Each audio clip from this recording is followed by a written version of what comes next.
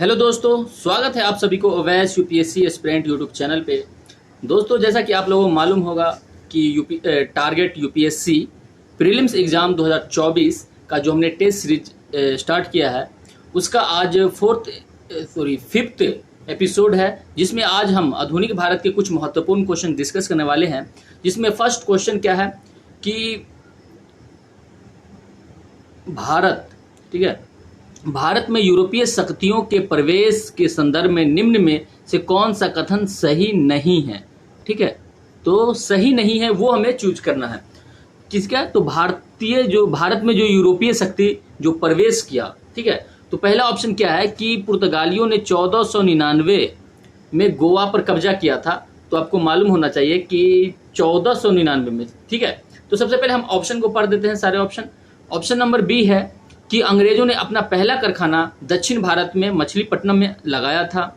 C option है कि पूर्वी भारत में अंग्रेजी कंपनी ने 1633 ईस्वी में उड़ीसा में पहला कारखाना लगाया।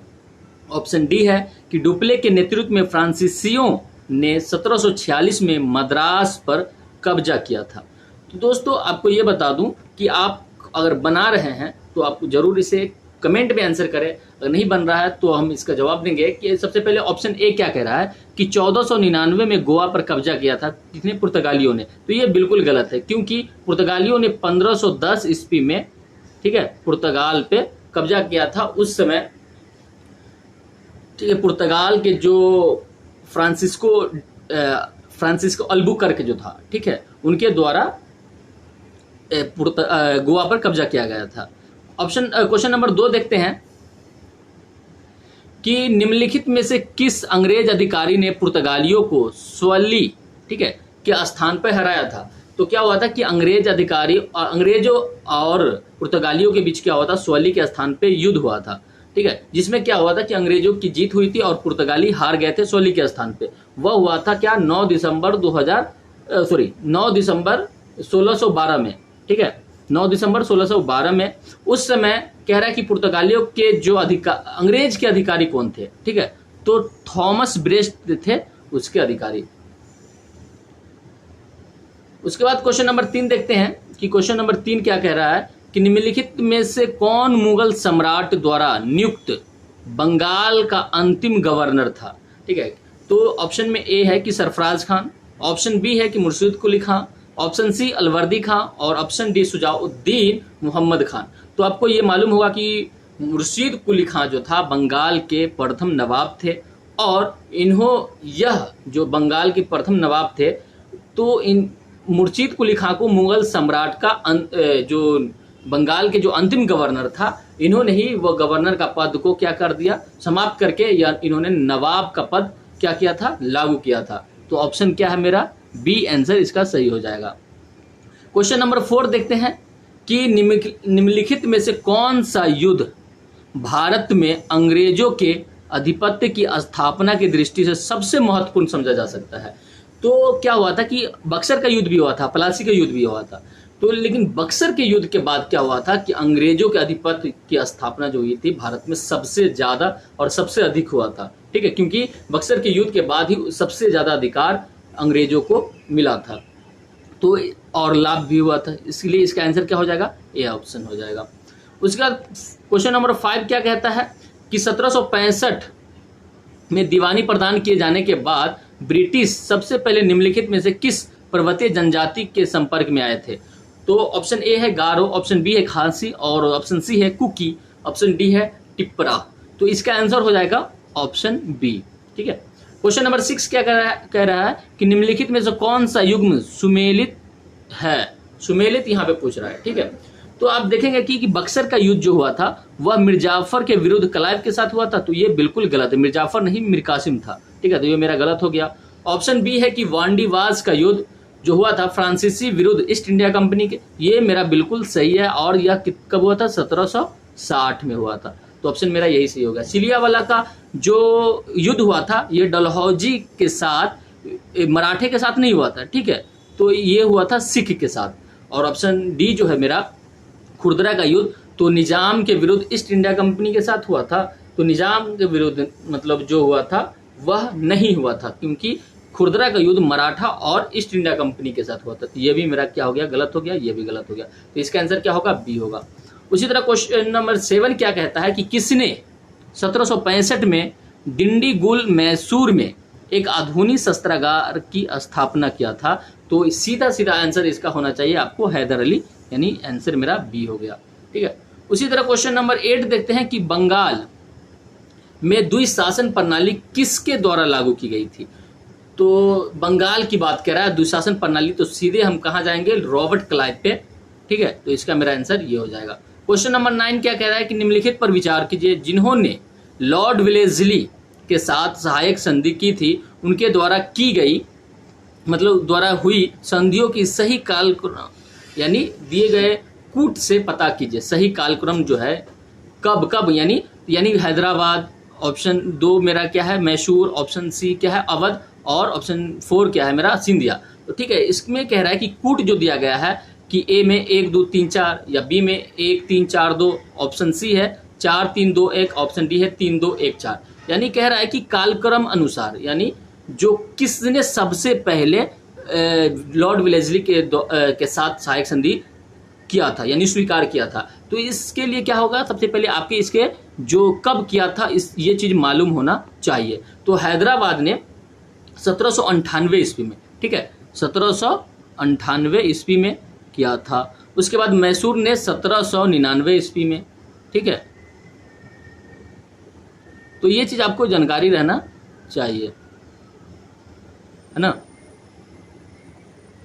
कब, मैसूर 1799 में। ठीक है, ये चीज आपको याद रहने की जरूरत है। उसके बाद अवध कब, 1800 या 1801 इसको माना जाता है, तो 1801 ले लेंगे इसको। ठीक है, और सिंधिया 1804। ठीक है, तो आप उस तरह से पता कर सकते हैं कि हैदराबाद कब 1798, मैसूर 1799 और जो अवध है 1801 और सिंधिया 1804। तो 1 2 3 4। ठीक है, तो इस तरह मेरा आंसर ऑप्शन में कौन है, ए में, तो ए मेरा आंसर हो जाएगा। उसी तरह क्वेश्चन नंबर 10 क्या कहता है कि तथाकथित कुशासन के आधार पर किस गवर्नर जनरल ने मैसूर राज्य के प्रशासन की ले लिया था। मतलब मैसूर राज्य की प्रशासन ले लिया था, मतलब किस गवर्नर जनरल ने का कुशासन के आधार पे। तो क्या हुआ था कि 1831 ईस्वी में ना लॉर्ड विलियम बेंटिंग जो थे 1831 ईस्वी में, है ना, यह मैसूर के कुछ राज्य जो बचा हुआ था, यानी क्या हुआ था कि जब टीपू सुल्तान का मतलब वो युद्ध में मारा गया, ठीक है, तो क्या हुआ कि सभी जो कुछ अंग्रेजों ने अपने अधिकार में ले लिए। उसके बाद कब, 1799 ईस्वी में, ठीक है, चतुर्थ आंग्ल मैसूर युद्ध में, तो कुछ अंग्रेज अपने अधिकार में ले लिए, कुछ जो उससे सटे हुए प्रांत थे उनको दे दिया। तो क्या हुआ था कि उसके बाद जो बचा हुआ था कुछ प्रांत, उसको फिर 1831 ईस्वी में लॉर्ड विलियम बेंटिंग ने अपने अधिकार में यानी कुशासन के आधार पर अपने अधिकार में ले लिया। उसका क्वेश्चन नंबर 11 क्या कहता है कि विधवा पुनर्विवाह अधिनियम किसके शासन काल में क्रियान्वित किया गया। क्वेश्चन यहाँ पे ना बहुत मैक्सिमम बच्चा यहाँ पे फंसता है, क्या करता है कि ऑप्शन ए को टिक लगाता है, ठीक है, लेकिन ये ऑप्शन लॉर्ड डलहौजी के द्वारा, ठीक है, तो लॉर्ड डलहौजी के द्वारा विधवा पुनर्विवाह अधिनियम जो है मतलब किसके शासनकाल में, तो लॉर्ड डलहौजी के शासनकाल में नहीं लाया गया था। क्यों, क्योंकि इसके समय में लागू भी नहीं किया था, इसके समय में तैयार किया गया था। जैसे कोई कानून होता है ना, वो कानून को तैयार करना, तो इसके समय में तैयार किया गया था और लागू जो किया गया था लॉर्ड कैनिंग के समय में, ठीक है। दोनों का शासनकाल था 1856, क्योंकि 1856 में ही लॉर्ड डलहौजी थे, उन्होंने उनके बाद जो 1856 में ही लॉर्ड कैनिंग का शासनकाल स्टार्ट हो गया था, ठीक है। तो क्रियान्वित करने की बात कह रहा है, तो लॉर्ड कैनिंग के शासनकाल में क्रियान्वित किया गया और लॉर्ड डलहौजी के शासनकाल में क्या किया गया, विधवा पुनर्विवाह अधिनियम को तैयार किया गया।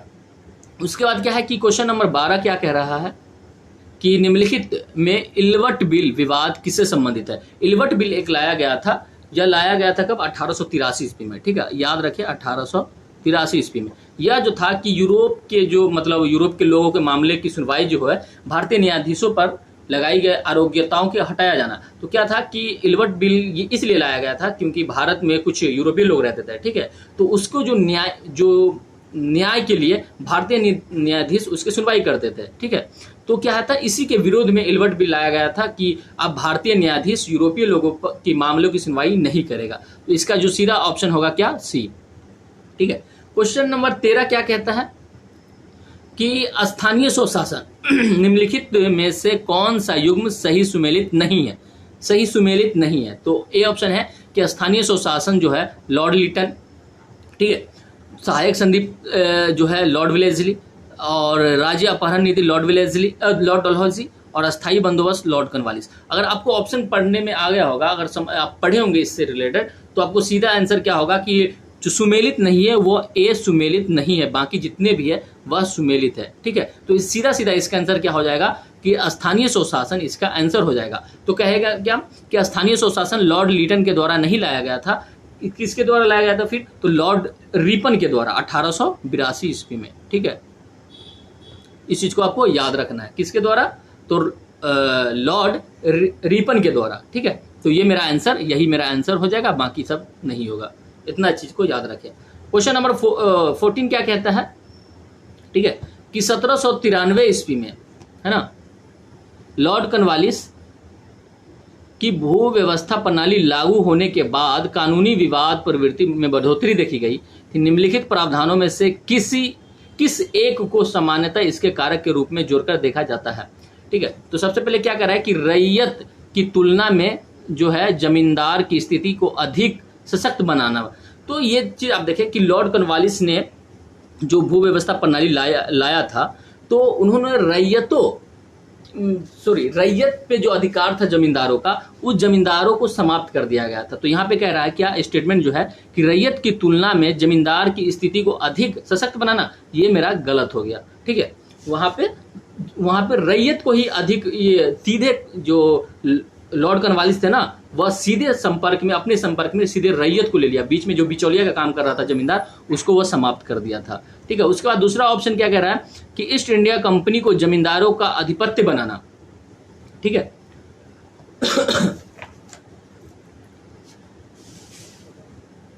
तो कह रहा है क्या कि ईस्ट इंडिया कंपनी को जमींदारों का अधिपति बनाना। तो ईस्ट इंडिया जमींदारी की यहाँ पर समाप्ति कर दिया था। ठीक है, तो यह भी मेरा ऑप्शन नहीं होगा। उसके बाद कह रहा है कि न्यायिक पद्धति को अधिक कार्यकुशल बनाना, तो ये बिल्कुल गलत था। ठीक है, क्योंकि रैयत पे और अधिक क्या हुआ कि राजस्व का भार अधिक पड़ने लगा, जिसकी वजह से न्यायिक पद्धति नहीं था, यह और अन्यायिक पद्धति था। ठीक है, तो ये मेरा तीनों जो है, तीनों यह गलत हो जाएगा,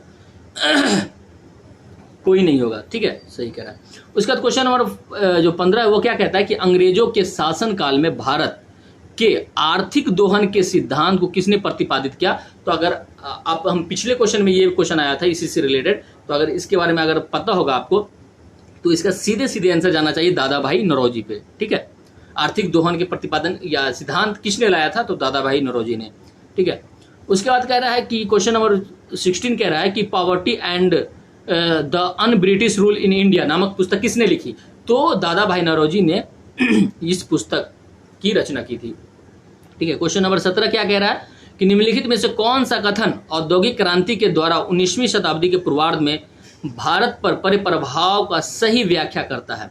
तो कह रहा है कि भारतीय दस्तकारी उद्योग नष्ट हो गए थे, बिल्कुल सही, ये मेरा सही है। भारत के वस्त्र उद्योग में मशीनों की बड़ी संख्या में प्रवेश हुआ था, ये गलत है। ठीक है, कह रहा है कि भारत के वस्त्र उद्योग में मशीनों की बड़ी संख्या में प्रवेश हुआ था, बिल्कुल गलत है। ठीक है, क्योंकि जब औद्योगिक क्रांति हुआ था तो भारत में जितने भी वस्त्र उद्योग थे, ठीक है, दस्तकारी थे, उनकी वह नष्ट हो गया था, ये बिल्कुल सही है। और ये वस्त्र उद्योग में मशीनों का बड़ी संख्या में प्रवेश हुआ था, तो ये गलत है, क्योंकि वहाँ ब्रिटेन में हुआ था और ब्रिटेनों में निर्मित जो कपड़ा था वह भारत में अधिक से अधिक क्या हुआ था कि आयात किया जाने लगा था भारत में। ठीक है, उसके बाद सी ऑप्शन क्या है कि देश के अनेक भागों में रेलवे लाइन बिछाई गई थी, ये भी मेरा गलत है, अनेक भागों में नहीं, जिन भागों से उन्हें फायदा हो रहा था, जिन भागों में अनाजों की आवागमन के लिए उन्होंने रेलवे लाइन बिछाया था, सभी भागों में, बाजारों के संचालन में, जिस भाग में उनकी सेना रहते थे उस भाग में, सभी भागों में नहीं। ठीक है, उसके बाद ऑप्शन डी कह रहा है कि ब्रिटिश उत्पादन के आयात पर भारी शुल्क लगाया गया था। ब्रिटिश खुद के उत्पाद पे कैसे हुआ, क्योंकि वह ब्रिटिश के उत्पादन खुद था, क्योंकि ब्रिटिश के द्वारा जो कहाँ ब्रिटेन में अधिक मात्रा में जो क्या कहते हैं कपड़ा का उत्पादन किया जाने लगा था और विभिन्न विनिर्मित वस्तुएं बनाई गई थी वहाँ, तो उनको भारत में लाया गया। तो उस पर और कैसे वो अपने वस्तु पे की कैसे वह अधिक शुल्क लगाएगा, ठीक है। तो ये मेरा गलत है। तो इस तरह से मेरा आंसर हो जाएगा 17 का आंसर क्या हो जाएगा, वह ए आंसर हो जाएगा, जो मैंने पहले टिक लगा दिया है। उसका बाद क्वेश्चन नंबर 18 कह रहा है कि महारानी विक्टोरिया की उद्घोषणा 1855 के उद्देश्य क्या था, ठीक है। तो अगर आप महारानी विक्टोरिया की उद्घोषणा के बारे में पढ़े हैं, ठीक है, तो इसका आंसर ऑप्शन स्टेटमेंट पढ़ करके आप जरूर दे सकते हैं कि भारतीय राज्यों को ब्रिटिश साम्राज्य में मिलाने के किसी भी विचार का परित्याग करना। तो ये बिल्कुल सही है। वह हर विचार को किसी तरह से चाह रहा था कि भारतीय जो राज्य है वह उनकी राजा जो है प्रांतों के राजा जो है वह हमसे रूठे नहीं, क्योंकि 1857 की क्रांति हो चुकी थी और भारतीयों में एक आक्रोश की भावना आ गया था, ठीक है, जिसकी वजह से महारानी विक्टोरिया सोच रही थी कि अब किसी तरह से भारतीयों में, ठीक है, आक्रोश की भावना फिर से न जगे। इसलिए वो जिस तरह से भी अगर वो क्या कर रहे थे मिलाने के लिए जो भी योजना है वो योजना के तहत क्या मतलब क्या किया था कि जैसे कि जो भी प्रांत था, ठीक है, उसको मिलाना अब नहीं चाहते थे, ठीक है, जो जैसा वैसे ही छोड़ दिया उन्होंने। उसके बाद कह रहा है कि क्वेश्चन ऑप्शन स्टेटमेंट जो 2 है कह रहा है कि भारतीय प्रशासन को ब्रिटिश क्राउन के अंतर्गत रखना। तो ये बिल्कुल सही है। उससे पहले क्या था कि ब्रिटिश ईस्ट इंडिया कंपनी के अंतर्गत था, लेकिन जब 1858 में, ठीक है, भारतीय प्रशासन को ब्रिटिश क्राउन के अंतर्गत ला दिया गया था। बिल्कुल सही है। उसके बाद ऑप्शन 3 क्या कह रहा है कि भारत के साथ ईस्ट इंडिया कंपनी के व्यापार का नियमन करना या रेगुलेशन क्या। तो ये गलत है, ठीक है, क्योंकि ईस्ट इंडिया कंपनी की जो व्यापार की जो शक्ति थी उनको ही समाप्त कर दिया गया था। तो इसका सीधा आंसर क्या है, सही उत्तर को चुनिए। तो ऑप्शन मेरा ए हो जाएगा। क्वेश्चन नंबर 19 कहता है कि निम्नलिखित अंग्रेजों में से कौन था जिसने सर्वप्रथम भगवत गीता को अंग्रेजी में अनुवाद किया था। तो सीधा आंसर आपको जाना चाहिए कि चार्ल्स विलिंगसन, ठीक है, विलिंगसन जो थे उन्होंने भगवत गीता को अंग्रेजी में अनुवाद किया था सर्वप्रथम, ठीक है। क्वेश्चन नंबर 20 क्या कह रहा है कि भारत की शैक्षणिक नीति में फिल्ट्रेशन थ्योरी, ठीक है, शिक्षा की नीति में फिल्ट्रेशन जो थ्योरी लाया था किसने लाया था। तो लॉर्ड मैकाले जो था उनके द्वारा यह लाया गया। तो दोस्तों कैसा लगा आज का क्वेश्चन डिस्कशन आधुनिक भारत का, कुछ महत्वपूर्ण क्वेश्चन था, ठीक है। तो इसी तरह और भी बहुत सारे यूपीएससी में जितने सिलेबस है सभी जो प्रीलिम्स में आएंगे, जैसे ज्योग्राफी, हिस्ट्री, है ना, पॉलिटी और इकोनॉमिक्स, सभी के क्वेश्चन हम इस चैनल पे डिस्कस करने वाले हैं। तो अगर आप चैनल पे नए हैं तो चैनल को जरूर सब्सक्राइब कर ले और हमसे जुड़े रहें, जिससे हमारे जितने भी वीडियो आएंगे आप तक पहले पहुंचता रहेगा, ठीक है। तो आज के लिए इतना ही, मिलते हैं नेक्स्ट एपिसोड में। जय हिंद।